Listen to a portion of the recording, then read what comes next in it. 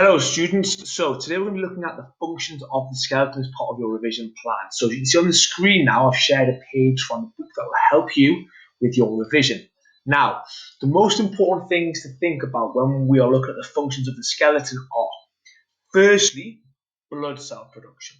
So, our bones produce blood cells.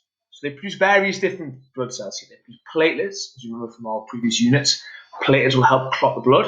So if we're cut and we're playing sport, if we get a cut, it will stop that bleeding so we can continue playing that sport.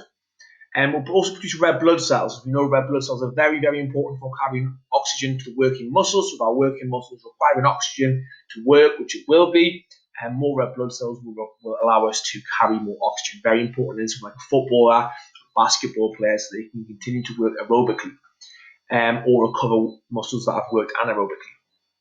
They're also going to help produce white blood cells. These white blood cells fight infection.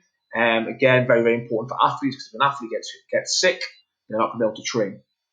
Another function of the skeleton we've got is mineral storage. So the skeleton will store minerals such as calcium and phosphorus, which is important for keeping them strong. Got more things, okay? Protection, big one.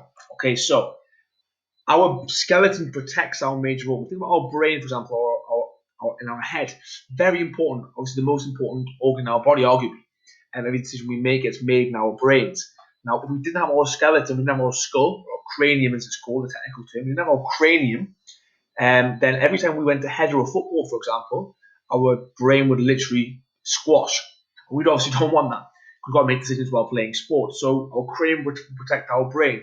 I don't want our rib cage, okay? We've got things like our heart, our lungs, important things taking part in sport, giving an option to work in muscles, for example. These are all protected by our rib cage. So the skeleton provides protection.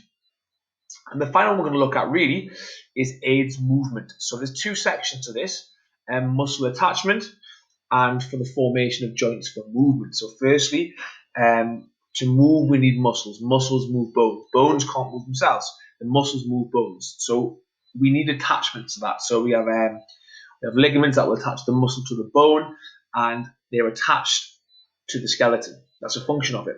Another one is that we have joints that are formed. So again, the only place we can move in our body, as I've told you before, are our joints. So our shoulders, our elbows, okay, our neck, our knee, our hip, our ankles, our wrists. These are the places where we can move. This part of our body, for example, cannot move. If that moves, it breaks. So the skeleton aids movement. So creating these joints allow us to move. Okay, that's our first little revision video. Okay, there's a little exam question at the bottom there you can have a little look at. Okay, and I've got these two questions if you would like. So which of the following options is correct to complete the sentence below?